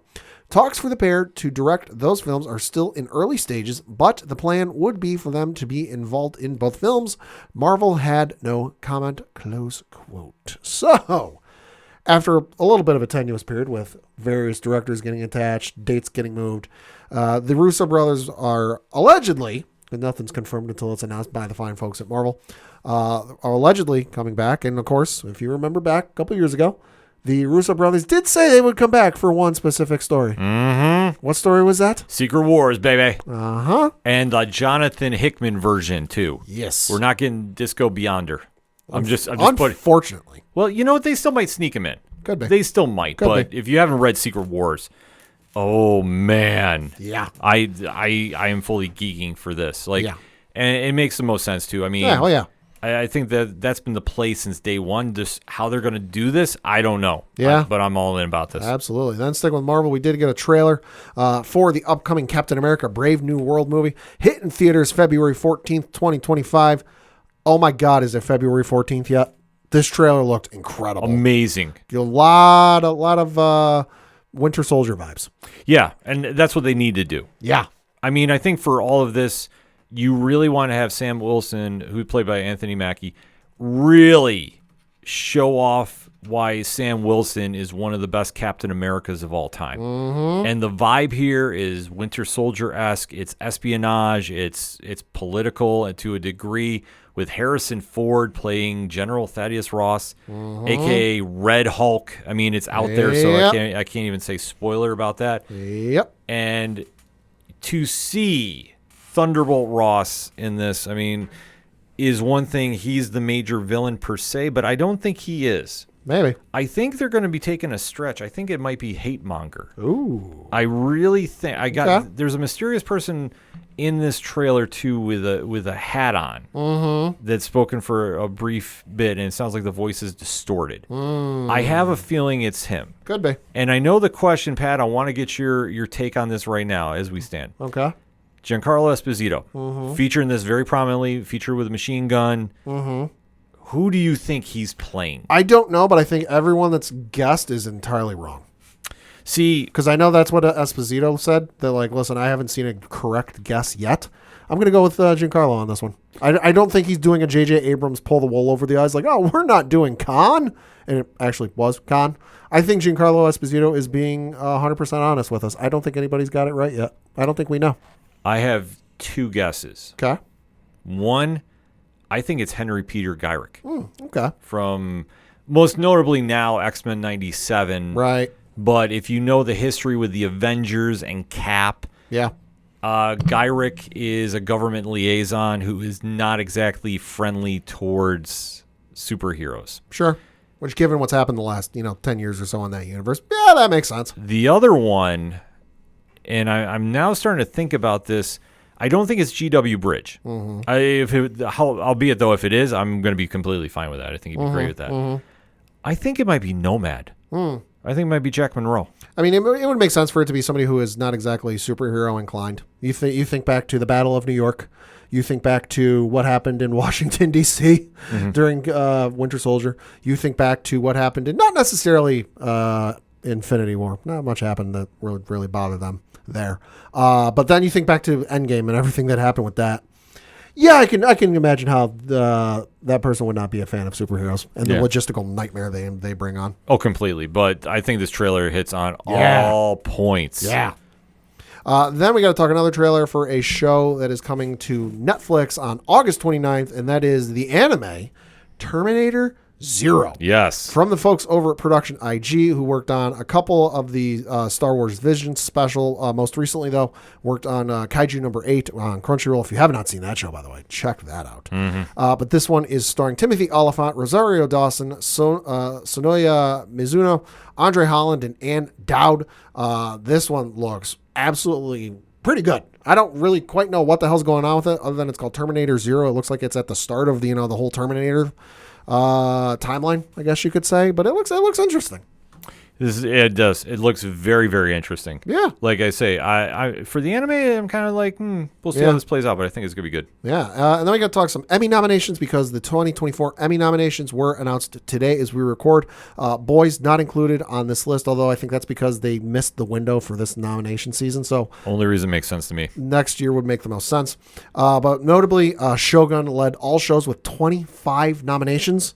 Bear came close behind with 23. I'm not going to go through every category, just some of the more important ones. The nominees for Best Drama Series: The Crown from Netflix, Fallout from Prime Video, The Gilded Age from Max, The Morning Show from Apple TV+, Mr. and Mrs. Smith from Prime Video, Shogun from FX, Slow Horses from Apple TV+, and Three Body Problems from Netflix. For comedy series, you've got Abbott Elementary, The Bear, Curb Your Enthusiasm, Hacks, Only Murders in the Building, Palm Royale, Reservation Dogs, and What We Do in the Shadows. Good luck winning that category. Yeah, I was going to say, I mean, I like The Bear right now, but go on. Limited or anthology series, you've got Baby Reindeer, Fargo, Lessons in Chemistry, Ripley, and True Detective Night Country. Also a very loaded lineup there. For lead actor in a drama series, you've got Idris Elba from Hijack, Donald Glover from Mr. and Mrs. Smith, Walter Goggins from Fallout, Gary Oldman from Slow Horses, Hiroyuki Sanada from Shogun, and Dominic West from The Crown. Lead actress in a drama series, Jennifer Aniston from The Morning Show, Carrie Coon from The Gilded Age, Maya Erskine from Mr. and Mrs. Smith, Anna Sawai from Shogun, Imelda Staunton from The Crown, Reese Witherspoon from The Morning Show. Only one I don't agree with in that category, Imelda Staunton from The Crown. She did a good job, don't get me wrong. She played a very good queen, in the early, mid 2000s, but was barely in the final season. Because it was such a focus on Diana, which, and that whole scenario especially with Harry and Kate, like not really a thing. Lead actor in a comedy series, Matt Berry from What We Do in the Shadows, Larry David, Curb Your Enthusiasm, Steve Martin from Only Murders in the Building, Martin Short from Only Murders in the Building, Jeremy Allen White from The Bear, and DeFaro Woon Atai from Reservation Dogs. Lead actress in a comedy series, Quinta Brunson from Abbott Elementary, Ayo Edebiri from The Bear, Selena Gomez from Only Murders in the Building, Maya Rudolph from Loot, Jean Smart from Hacks, and Kristen Wiig from Palm Royal. A lot of other categories, so definitely you can check out there's articles, Variety, Deadline, everything, but some interesting stuff going on there. Very interesting stuff. Yeah. Like I say, I'm a big fan of The Bear, so I'm kind of rooting for everybody there. But, I mean, obviously, whenever we get Anthony Starr on the ballot for The Boys, I'm already calling that shot. It needs to happen. Also, should note, too, specifically in the supporting actress in a comedy series, the nominees are, and there's one reason I'm bringing up this category. You've got Liza Colin-Sayas from The Bear, Hannah Einbender from Hacks, Janelle James from Abbott Elementary, Cheryl Lee Ralph from Abbott Elementary, Meryl Streep from Only Murders in the Building, and from Palm Royal, Carol Burnett. Oh, let's go. At 91 years old, becoming the oldest nominated actress in a category in the Emmys. Let's go. Good for Carol. Hell yeah. Go Carol. All about Go that. Meryl Streep as well. Like, unless you can't root against Meryl Streep. True, but when it's Carol Burnett. Carol Burnett. Like, let's be honest. Yeah. Should also note, too, certain show we're fans of got nominated in the Outstanding Animated Program. It's got tough competition, though. It's going up against The Simpsons, which I feel like is just obligatory that they're there every year. Scavenger's Reign, Bob's Burgers, and Blue Eye Samurai. Ooh, don't doubt Blue Eyed Samurai. Yeah. Getting the win there. Yeah. Even as great, I know I'm going to hear some flack about this online. Listen, if you've not checked that show out, it could definitely sneak the Emmy away from X-Men 97. Yeah, I said it. It's entirely possible. You never know. Can I also just say I'm a little annoyed, too, because what was our one gripe for years that this show didn't get nominated for any Emmys? The Wire or Better Call Saul? Better Call Saul. Okay. Guess who got nominated for an Emmy this year? Oh, because he was on The Bear. Mm-hmm. Bob Odenkirk. Bob Odenkirk. Oh, my God. Went all those years playing phenomenal job as Saul Goodman in Better Call Saul and Breaking Bad. Never won an Emmy. Never got. I don't even know if he got nominated. I know he didn't for Better Call Saul, but Breaking Bad, I don't think so. Finally got one in the the outstanding guest actor in a comedy series category. Come on, good Lord. Well, hey, at least he's getting nominated. This is true. This is true. Take the win where we can get it. Yes, we will. And then, lastly, certainly not leastly, I know you and I are excited about this. I'm trying to remain calm about this because I know I see this popping up on the screen. Yeah. Pat, I'll let you go. I'll be good. So Joshua Williamson and Scott Snyder, the noted, venerable DC writers that they are. Friends of the show, by the way. Friends of the show. Teased on social media the last, 2 weeks or so? A week or so?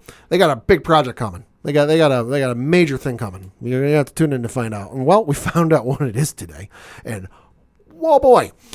Reading from an article on comicbook.com, it says, quote, during a live stream on DC's YouTube page today, writers Scott Snyder and Joshua Williamson confirmed one of the worst kept secrets in comics. DC is launching a new publishing initiative titled All In. Snyder says that the purpose of a publishing initiative is to bring everybody together with a shared goal, and that for All In, the goal is to celebrate comics. Williamson said that the entire plan is to introduce all new contents, but elevate rather than ignoring classic elements of DC's history. As part of the initiative, Snyder is helping DC spearhead a new universe, Absolute DC, which will feature modernized takes on many of the publisher's more beloved characters. DC wants to create a new universe, one that can coexist alongside the current DC universe rather than replacing it, as they tried with 2011's The New 52 Publishing Initiative.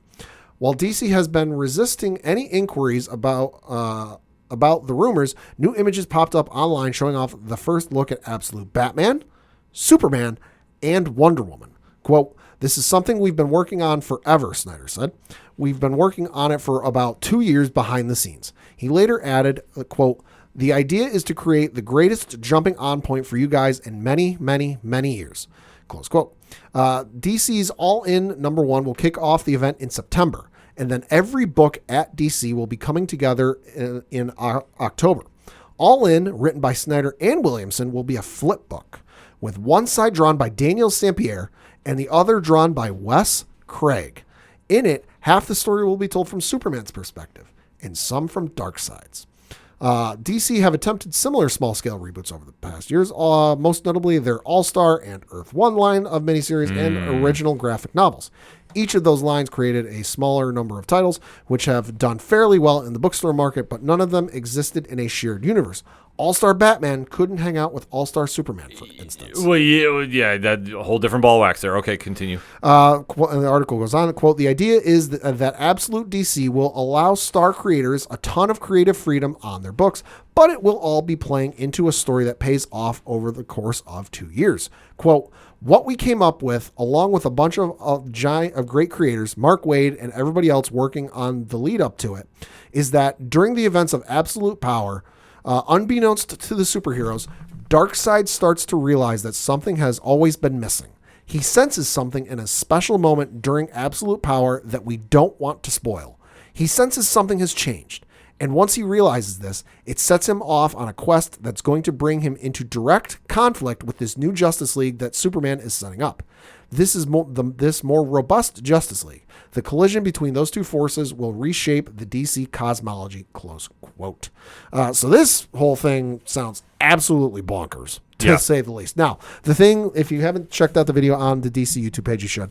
The thing it does note, it's not a reboot. It's not a retcon. The DC titles you know and love, Detective Comics, Action Comics, Flash, Wonder Woman, whatever, still going on. They're going to incorporate some of this, and they're going to be doing some stories that tie in with this. But if they got a storyline going on, might take a little bit of a pause, but they'll get right back to it. This is simply another universe, another avenue that they're giving great stories that, hey, listen, admittedly, if you get somebody who's, say, 12, 13 years old, they go to a comic shop and they know Superman. They're familiar with Superman. And they go, hey, what's the main Superman line to read? And the person in the comic shop might say, hey, go pick up Action Comics. They're up over 1,000 issues of Action Comics, and that's not even. And I don't even know if that's counting all the stuff they did where they renumbered it and everything else. It's probably well over that number by now. No, I mean Action's 1067 last one. So yeah, so it might be a little daunting. Right. I get Daunting your for point, somebody looking to jump into comics to go, shit, it's been going for how long? It's got 1,000. I don't know if I can jump in on that. But this, perfect avenue to get them on. It's a jumping on point. I think for all intents and purposes, you know who the character is. It's all you need to know. It's ambitious. The other thing we do know, they said in the video, Dan Moore is going to be joining Joshua Williamson and working on the mainline Superman comic. Take my money now. Oh my God. And Joshua Williamson did confirm what they've been alluding to the last, year or so? Mm. Doomsday's coming. Yeah. Again. But Doomsday's coming and Joshua Williamson is writing him. I mean, let's break this down. I mean, rather quickly. I might have to do like a blog about this just to really process. If you remember the excitement that went around with the New 52. Sure. There was 2 series, in my opinion, that really stood out above the rest. That was Jeff Johns on Green Lantern, and in my opinion, there's no secret about this. What I feel is the best Batman run of all time, and that's Scott Snyder and Greg Capullo. Facts. So those 2 volumes really showed that you could tell a new take on a character without completely reinventing the wheel. Mm-hmm. And it was very easy to jump in on. Now, granted, there were some storylines during that time period that really went into wild directions. Yeah. Superman with jeans.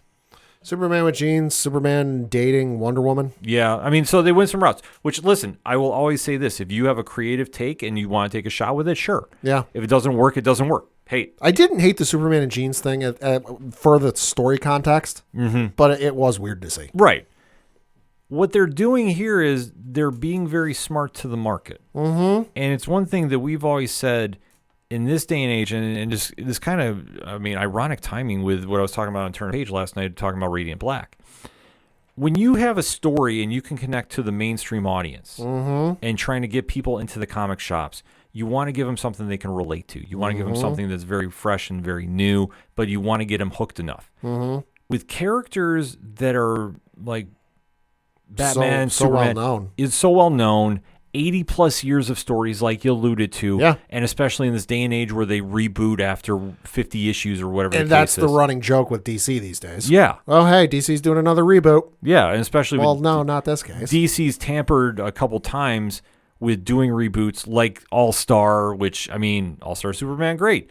All-Star Batman, I'm not talking about. But and even the Earth ones, hit and miss, depending on how you feel about them. To do this, I think you have the creative teams that they've announced thus far. I've seen a lot of writers. I haven't seen a lot of artists yet, but I know it's going to be a stacked lineup. It's going to be everybody. No matter what. You have people involved that are at the top of the game. Yep. And they really know how to bring the best out of the characters. And if you're trying to get more readers to pick up books, especially with Pad, what is the biggest movie of next year thus far? The Superman movie. Yeah.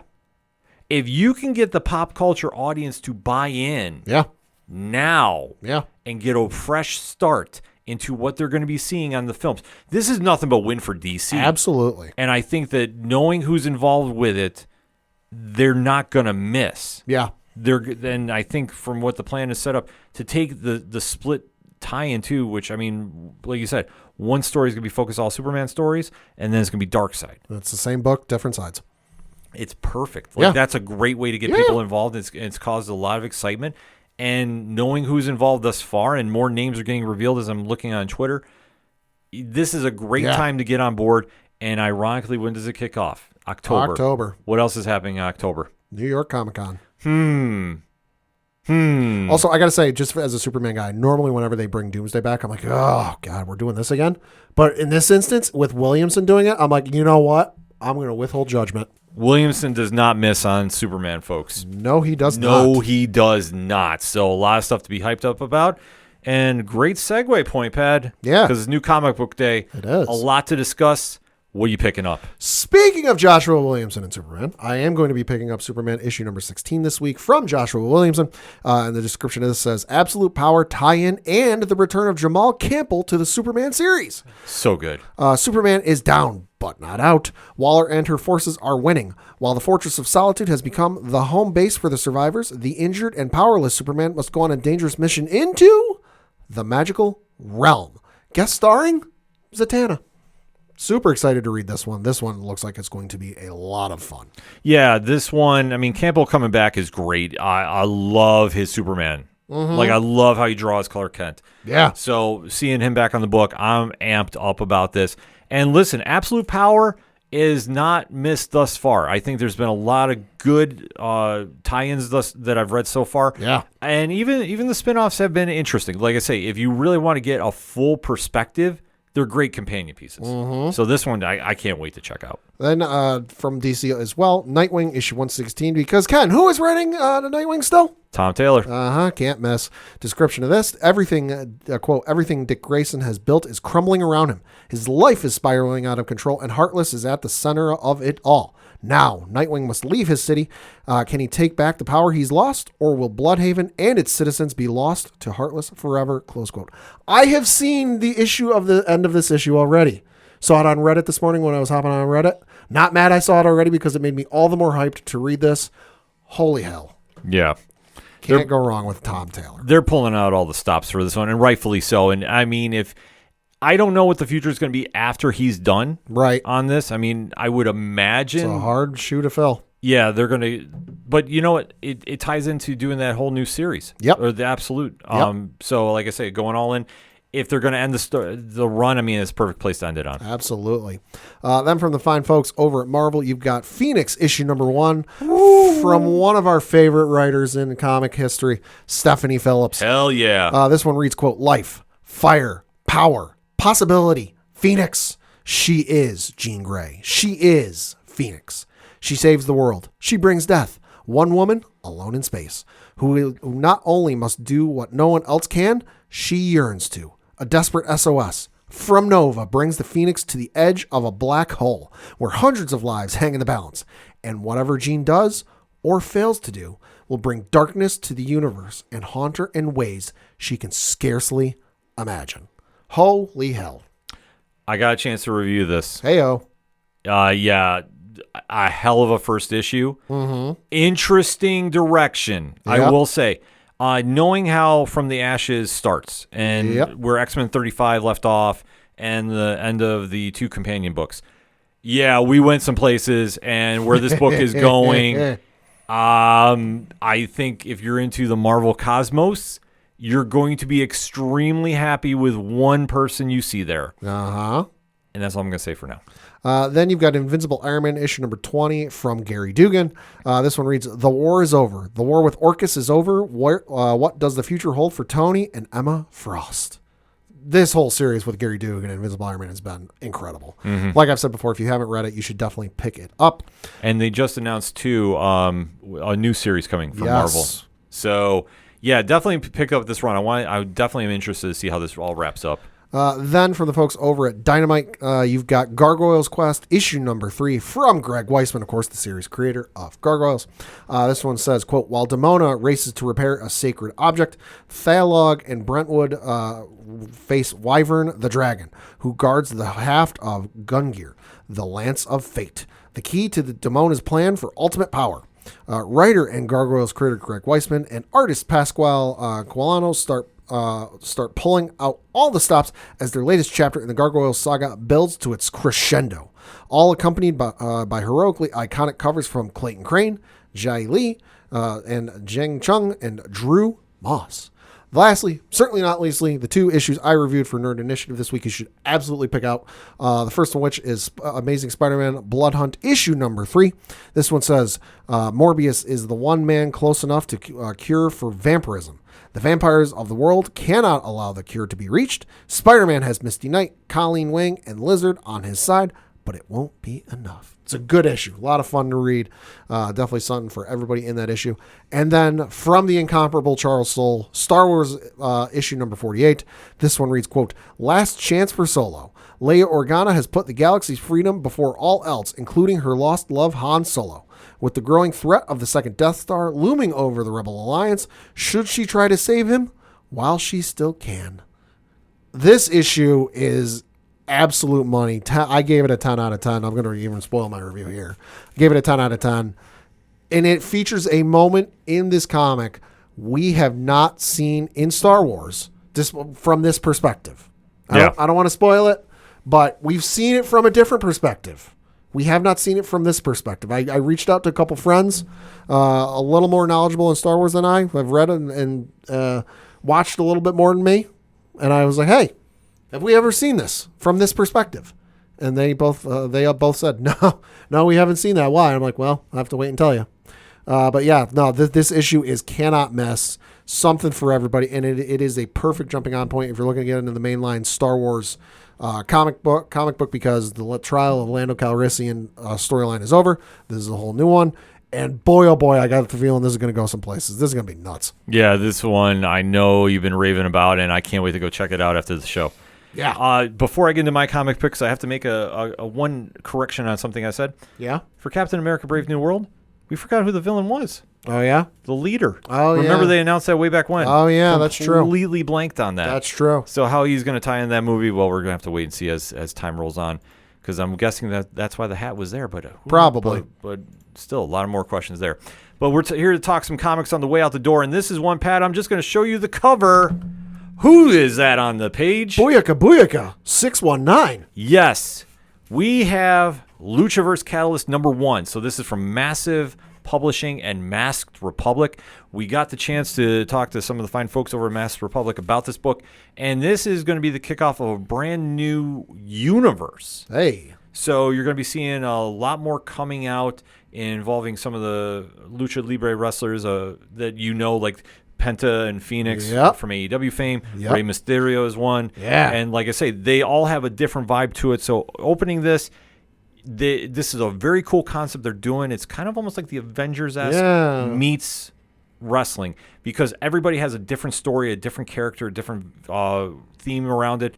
So this is going to be a perfect jumping on point. Like I say, this one is split between a little bit of mystery, supernatural, and a lot of action going on. So this is one I think it's going to be a big hit for fans. It's going to be great crossover appeal, and plus it's really building towards something special. And we haven't seen this in the combination history of pro wrestling and comics before. A shared universe doing super things. Only thing that I can even think of comes close is when Boom Studios was doing the like WWE ones, but that was just essentially retelling the stories from television. Correct. But then nothing like this. No, definitely not. Like, this is a very fresh take, a very new perspective, and it's one I think is going to win over a lot of fans. Probably. Also, let's keep it talk wrestling. Hardstyle Juice #4. Love this series from Comixology Originals. Clay McCormick, Ricardo Lopez Ortiz, and this is the story of the Castro family and the deep dark secrets involving Ray's murder, and things are going a lot of different places. Great issue. I can't wait. I'm fingers crossed it's going to get announced into print, and I'm sad we're at the penultimate issue. Yeah. I really am, because the story is really heating up, and I hope, and I mean, rumor has it, maybe we'll get some more out of this. I don't know. I know both gentlemen are supposed to come back onto ODPH and Nerd Initiative at some point later on this year, so hopefully we get some noise about that. From our good friends over at Dark Horse Comics, Pad, if I say Gerard Way, what are you thinking? My Chemical Romance, and also, what is it? Umbrella Academy. Correct. He's back with a new book. Hey, all right. So he, along with Sean Simon, Chris Weston, Dave Stewart, and Nate Picos, are bringing Paranoid Gardens. Oh. So this is a very, very unique read. Okay. And it centers around a nurse named Lo, and she's working at a very eclectic care facility. Okay. And I don't want to ruin anything about this, but for me, picking this up, I had 90s DC Vertigo vibes. It's very multi-layered in what is going on behind the scenes. It's honest to God, it has its own vibe and feel to it, and I think it really stands out on the shelves. I really love this first issue. It was almost near perfect for me. So I am super excited to see where this story is going. And like I say, I think it's going to be a big monster hit once people start catching wind about it too, because like I say, there's just so much happening there. And then a double shot from our good friends over at Skybound Entertainment and Image Comics. G.I. Joe, A Real American Hero #308. So Larry Hama is continuing right where he picked up. Started over again with 301. This has been the build-up for the Cobra Civil War. Serpentor versus Cobra Commander versus G.I. Joe. All hell is breaking loose, and it is absolutely amazing. If you're into old-school G.I. Joe vibes, this is right up your alley. And if you're into the Energon universe, because let's face it, why wouldn't you be? we have Destro number 2. So this is the introduction of the charismatic and yet very cunning Cobra ally. Okay. And this is, like I say, they're kind of setting up a little inner Cobra turmoil before we get Cobra, so to speak, because this is him facing off with a certain pair of twins. And what is happening here. And it's, like I say, it's a very unique story, but it's one that stood out to me on the shelves. A lot of great books this week at the comic shop. So we always say nerdinitiative.com is your home for even more reviews from the hardest working team in comics reviewing, bar none. And we always end it like we always want to say. You want to make sure you want to get to the comic shop on every single Wednesday you can, because there's nothing like going to New Comic Book Day than hitting up the LCS. That being said, for anything and everything that is the ODPH, you can find it at odphpodcast.com. That's it for the entertainment edition this week. So for the one and only Padawan J. Thank you. I'm your host, Ken. Thank you as always for listening to the ODPH podcast. We'll see you next time.